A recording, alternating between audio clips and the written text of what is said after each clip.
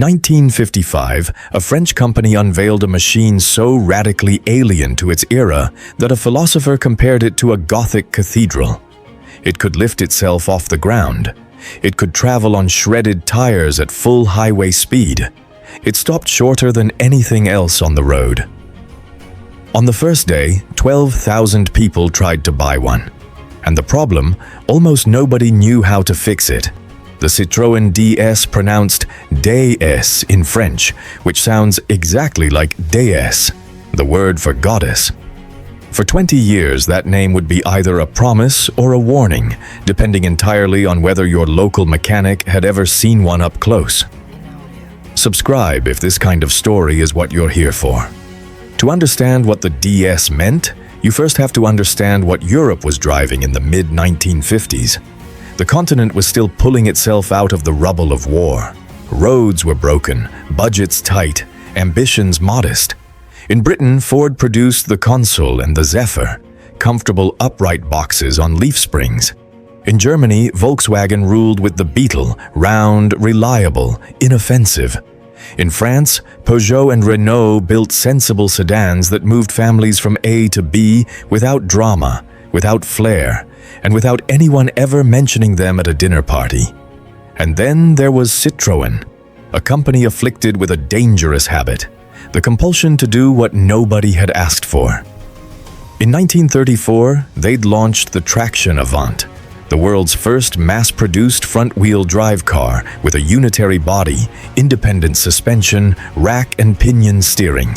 Revolutionary, also ruinous. It bankrupted the company.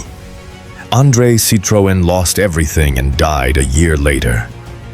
Michelin, the tire manufacturer and largest creditor, took ownership and ran Citroën as a rolling research laboratory. A place where engineers could dream large, as long as those dreams eventually sold more tires. In 1938, director Pierre Boulanger launched two secret projects.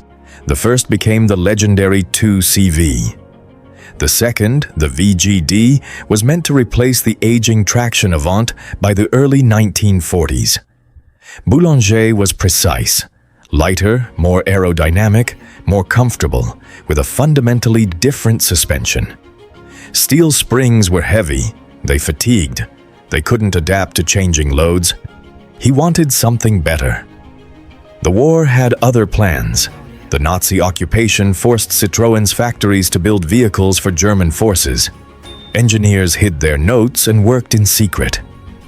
The VGD was shelved. Boulanger died in a car accident in 1950. His successor, Pierre Bercot, pushed the project forward. But when a prototype finally reached production readiness, the project had been running for 18 years. From concept to factory floor. 18 years. That's not a development cycle, that's an obsession. 3 men shaped what emerged. André Lefebvre, aeronautical engineer and racing driver, was consumed by lightweight construction and aerodynamics. He believed most cars were needlessly heavy and badly shaped. And he was right. Flaminio Bertoni, Italian sculptor and designer, approached the car the way Michelangelo approached marble. He didn't draw the DS on paper. He sculpted it in clay, shaping curves by instinct and feel. The silhouette didn't come from a wind tunnel. It came from an artist's fingertips. And Paul Magès, a self-taught engineer with no formal degree, invented the hydraulic system that would become the car's greatest triumph and its most persistent nightmare. Where others used mechanical linkages, he saw fluid pressure. Where others mounted springs and dampers, he saw gas and oil. The original plan called for a flat 6 engine, essentially 3 2CV twin cylinders joined together, displacing 1.8 liters. On paper, perfect. In practice, a disaster. The prototypes made no more power than the old Traction Avant 4-cylinder, while weighing more and drinking more fuel. By 1954, they gave up. Budget had been consumed by the hydraulic system and body engineering. So they took the old Traction's 1,911 cubic centimeters 4-cylinder gave it an aluminium cross-flow head with hemispherical combustion chambers and a twin-barrel Weber carburetor, and moved on. 75 horsepower from a pre-war architecture for a car meant to embody the future. Everything about the DS was 20 years ahead of its time, except the engine, which was 20 years behind. Nobody cared, because everything else was so far beyond anything anyone had ever seen that the engine simply vanished into the noise of collective astonishment. On October 6, 1955, the covers came off at the Paris Motor Show beneath the great vaults of the Grand Palais. The crowd lost its mind. Within 15 minutes, 743 orders had been placed. By end of day, 12,000. When the show closed, 80,000 people had put down deposits. That record stood for 6 decades, until the Tesla Model 3 surpassed it. Tesla had the internet, social media, and a global reservation system. Citroën had typewriters and ringing telephones. What those 80,000 people saw was a car that appeared conceived by someone who had never laid eyes on another automobile. The body was low, wide, impossibly smooth. No chromed grille, no separate fenders, no visible joints where you expected them. The roof was fiberglass. The bonnet was aluminium. Body panels were unstressed and removable, bolted onto an inner structure like skin over a skeleton. The rear wheels were partially enclosed by bodywork, the rear track deliberately narrower than the front, giving the DS a teardrop shape from above. The drag coefficient was 0.36. Most cars of the era managed 0.5 or worse. Even the Porsche 356 couldn't match it. Later models with retractable headlamps reached 0.34. Some modern SUVs still can't beat a figure achieved by a French saloon in 1955. That low drag allowed the DS to cruise above 90 miles per hour despite its modest engine. Aerodynamics doing the work the engine could not. But the real story was underneath. Paul Mages's hydraulic system had no equivalent in any production car on Earth. A 7-piston pump pressurized a special fluid to 2,500 pounds per square inch, 172 bar. Aerospace-grade pressure in a passenger vehicle, and that pressure ran everything. The power steering, with zero slack and instantaneous response. The brakes with discs on all 4 wheels. The fronts mounted inboard near the differential, a world first. The semi-automatic gearbox, which eliminated the clutch pedal entirely. Move a small lever behind the steering wheel, ease off the throttle, and the hydraulic controller did everything. Declutching, selecting, synchronizing, re-engaging, through precision slide valves with clearances measured in single-digit micrometers. A human hair is roughly 70 micrometers thick. These components demanded tolerances closer to Swiss watchmaking than anything automotive had ever attempted. Then there was the suspension, hydrop pneumatic, Mages's masterpiece. Each wheel had a metal sphere above it, roughly the size of a grapefruit, divided by a flexible rubber membrane. Upper half, pressurized nitrogen gas. Lower half, hydraulic fluid. The gas acted as a spring with nonlinear characteristics, extraordinarily soft over small imperfections, progressively firmer for large impacts. No separate dampers needed. The system provided its own through fluid resistance. Height correctors at each axle constantly monitored the car's position and adjusted fluid volume automatically. Hit a bump, the gas absorbed it. Add 4 passengers and luggage. The system pumped in more fluid to stay level. A cabin lever let the driver raise the car from 3.5 inches off the ground to nearly 11. You could jack the car on its own suspension to change a tire. Drive it on a missing tire entirely. The suspension simply compensated. The ride quality defied description. Floating, gliding. A magic carpet over the cratered, patched roads of rural France, passengers barely registering the surface beneath them. Rolls-Royce was so impressed they eventually licensed the technology from Citroën for the Silver Shadow. The most prestigious car manufacturer in England looked at what the French had built and decided they couldn't do better. In daily life, the DS performed brilliantly and terribly, depending on your proximity to a trained mechanic.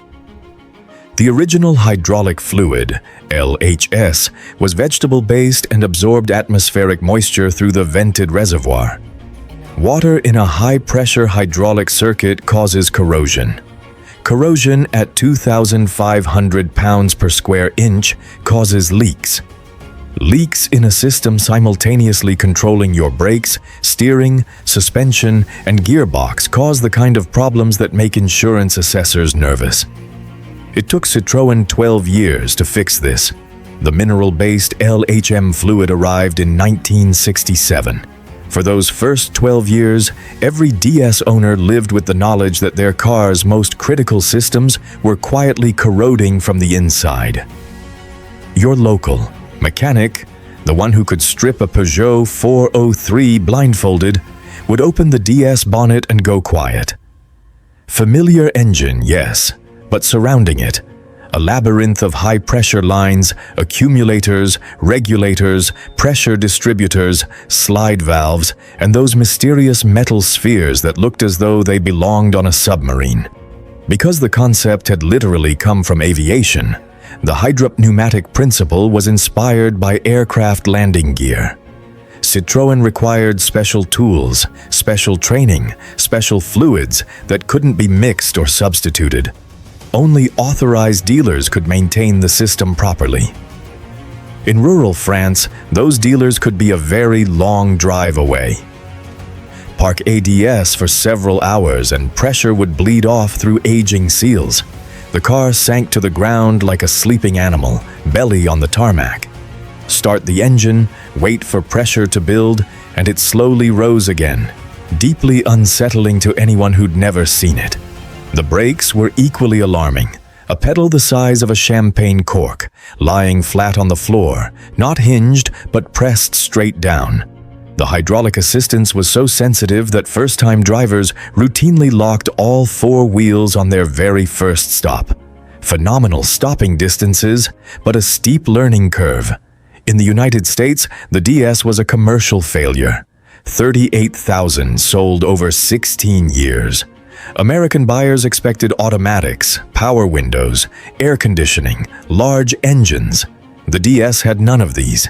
Its semi-automatic gearbox baffled drivers accustomed to drive. Its brakes alarmed those expecting a soft pedal. Its hydraulic system defeated every non-Citroën mechanic. And that 75-horsepower engine, burdened with powering all those hydraulic systems, made 0 to 60 miles per hour take over 18 seconds.